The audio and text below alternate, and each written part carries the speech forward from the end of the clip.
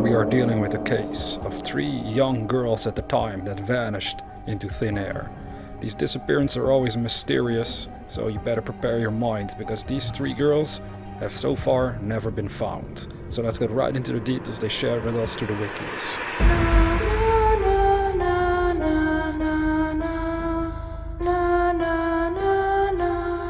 The oldest of the girls, Mary Rachel Trlica, was 17 years old at the time of her disappearance. She is known to go by her middle name of Rachel. She is a Caucasian female, 5 feet 6 inches in height, and she was weighing 108 pounds at the time, with long brown hair, green eyes, and has a chipped upper front tooth and a small scar on her chin. She was a married high school student at Southwest High School in Fort Worth and drove a 1972 Oldsmobile 98, the car the girls took to the mall that day. At the time of her disappearance, she had been married to her husband Tommy Trlica for about 6 months, and she wore a wedding ring. Lisa Renee Wilson was 14 years old at the time of her disappearance. She is known to go by her middle name of Renee. She's fair-skinned Caucasian female, 5 feet 2 inches in height and 110 pounds at the time, with light wavy brown hair, brown eyes, and has a scar on the inside of one of her thighs. Clothing she was known to be wearing when she disappeared included bluish purple hip hugger pants, a white pullover sweatshirt with Sweet Honesty in green letters. Some have reported it as a pale yellow t-shirt with green letters, a red and white Oxford shoes, and a promise ring with a single clear stone.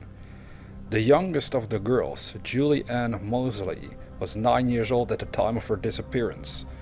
She is a Caucasian female. She was 4 feet 3 inches in height and 85 pounds at the time, with shoulder-length, sandy blonde hair and blue eyes. She has a small scar under her left eye, a scar in the middle of her forehead, and a scar on the back of her calf. Clothing she was known to be wearing when she disappeared included a red shirt with dark pants and red tennis shoes. This case shocked Fort Worth and left the families to painfully adjust to life without their children. Thousands of leads have been followed, dozens of searches completed, and hundreds of people interviewed. All have proven fruitless. Now, on the morning specifically when they disappeared, they wrote the following. A little before noon on December 23, 1974, Rachel Trlica, Renee Wilson, and Julie Moseley set out to go Christmas shopping. Julie Ann asked to tag along at the last minute because she didn't want to spend the day alone. The older girls told her she would need to get permission to go. She ran inside and called her mother, Renee Ann Moseley. She would later recall, "I was working for an electrical contractor and my husband and I were separated. It was a bitter, bitter time. I remember that Julie called and wanted to go to Seminary South. I said, 'No, you don't have any money, you just stay home.' I knew Renee and her mother, but really didn't know Rachel. But she, Julie, kept whining about how she wouldn't have anybody to play with. I finally gave in, but I told her to be home by 6. The older girls, specifically Renee, wanted to be back by 4 p.m. because she had a Christmas party she wanted to attend with her new boyfriend, who had given her a promise ring that morning. She wanted plenty of time to get ready. The girls first headed to the Army-Navy store in Fort Worth to pick up some items that Renee had waiting. From there, they headed to the Seminary South Shopping Center. Several witnesses had reported seeing the girls in the mall that day. When the girls did not return home, the families became concerned and traveled to the shopping center to search for them. They arrived around 6 p.m. that evening to find the car was parked in Sears' upper-level parking lot. It appeared the girls had made it back to the car that afternoon because the gifts they had purchased were found in the car.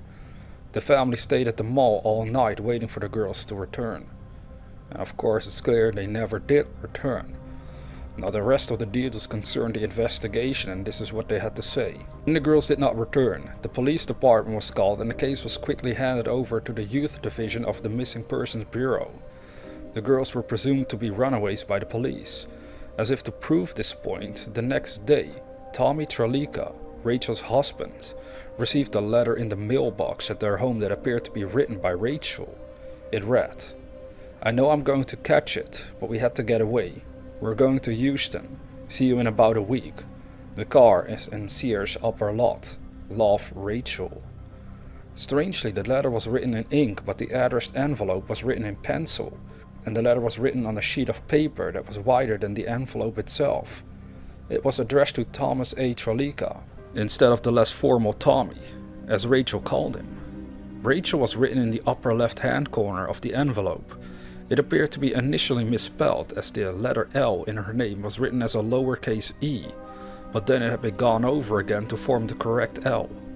The postmark did not contain a city, only a blurred zip code that appeared to be 76083. However, the number 3 appears to either be backward, as though maybe it was applied by a hand-loaded stamp, or a partial 8. It is assumed that the zip code was meant to be either 76038, which comes from Eliasville near Throckmorton, Texas, or 76088, which comes from Weatherford, Texas. During the 1970s and 80s, handwriting experts across the nation examined the letter, including the FBI, who examined it 3 times, but each time the results came back inconclusive. Despite receiving the letter, the families did not believe that it was written by Rachel, nor that the girls had run away. Julie Ann's mother stated, "I know my daughter and I know those other girls and they are not runaways." Julie Wilson, Renee's mother, is noted to have said, "I could have told you that night that they didn't run away. Renee wanted to go to that party and no 9-year-old is going to run off 2 days before Christmas. Everybody knows that." Frances Langston, Rachel's mother, believed the girls had been abducted, saying, "A lot of people may think they left with someone they knew, but I'll always think until the day I die that the girls were taken." Not willing to give in, the families continued their search by distributing handbills and missing person flyers throughout the state and contacting newspapers across the country. Eventually tips began to come in and witnesses began to come forward. In early 1975, one young man, claiming to be an acquaintance of Rachel's, stepped forward and said that he saw them in the record department of a store inside the mall just before they disappeared. Apparently he and Rachel saw each other and spoke briefly. The man claimed that another person appeared to be with the girls. During this same time, some women's clothes were found in the Justin, Texas area and were investigated, but it was determined that they did not belong to the girls. By spring of 1975, the families grew frustrated with the police investigation and decided to hire a private detective named John Swaim. In August 1975, John discovered that a 28-year-old man was making a string of obscene phone calls in the area. This man had worked for a store in South Fort Worth, where Rachel had applied for a job just before Christmas. It was discovered that he was using his position to obtain information from young women who had either applied for a job at his store or who were listed as references. 6 women who had applied at this store had been receiving obscene phone calls. He also once lived in the neighborhood of Rachel's parents, but moved away shortly before she married and moved away herself. In the end, nothing ever came of this suspect. In April 1975, John went to Port Lavaca with 100 volunteers to search under bridges in the area after receiving a tip that the girls had been killed and taken there. However, no trace of the girls was found. A year later, it was reported that 3 skeletons were found in a field outside of Alvord, Texas, by an oil drilling crew. John had the bones checked against x-rays and dental records of the girls, but it turned out that the bones belonged to a teenage boy about 15 to 17 years of age, and 2 other females who were not identified as being any of the girls. Now, in March 1976, a psychic called one of the families and told them that the girls could be found near an oil well. For some reason, the searchers focused on the small community of Rising Star, outside of Abilene, but nothing was ever found. In 1979, John died following a drug overdose. His death was subsequently ruled to be suicide. Upon his death, he ordered that all of his files on this case to be destroyed. You see, when I first read this, I found that very bizarre. I don't know what you think about that, but this guy was investigating this case and it sounds so mysterious and weird, like he took his life in the middle of investigation and he also wanted all the files to be destroyed. It makes you really wonder whether he ever found anything out in general and it was just too disturbing for him, or maybe he was just suffering from other mental health issues himself and figured these files are all maybe pointless at the end. Maybe he couldn't do his job properly. I don't know. It's a weird little detail about this whole case. Now, in the spring of 1981, police investigators were called to a location in Brazoria County after human remains had been found in a swampy area. After a month of investigation, they discovered that the bones did not belong to the girls. In January 2001, the case was reopened and assigned to a homicide detective. He believes the girls left the mall with someone they trusted. He stated, "We can say that they were at one point seen with one individual, but we believe there was more than one involved." Over the years, searchers have continued to comb through Texas brush and have explored hundreds of back roads. The families have walked creek beds and country roads only to come up with nothing.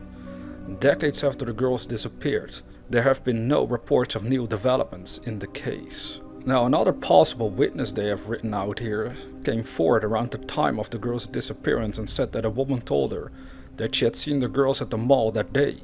The woman reported that she saw 3 girls being forced into a yellow pickup truck near a grocery store at the mall. The truck was described to have lights on top of it. This witness, however, could never be located by police and the story never verified. In 1981, years after the disappearance, a man said he had been in the parking lot that day and had seen a man forcing a girl into a van. The man in the van told him it was a family dispute and to stay out of it. Now, there was only one update here they have registered concerning this case, and that was in 2018. Where they stated 2 cars were raced from Benbrook Lake because they were brought to have a connection to the case. But these efforts, however, yielded no results. This is a pretty unique disappearance case because the ones that we shared in the past on the old channel over the years usually didn't involve multiple people at once. But one other theme we could have, concluded from all of this is that the cases we did share in the past involving multiple girls or children or whatever their age range is, sadly is usually a case of something absolutely horrible have happened to them. Because these girls have been missing for decades now, so I think the odds of them being alive, as shocking as this sounds, are very, very low indeed. And this is based on all the other cases we've done in the past. That's usually how it goes, which is very tragic because these were very young people again. And I guess only the perpetrator himself or themselves know the real truth of what happened on that fateful day with these 3 young girls that so far have never been found. And with that being said, as always, dear viewer, have sweet dreams.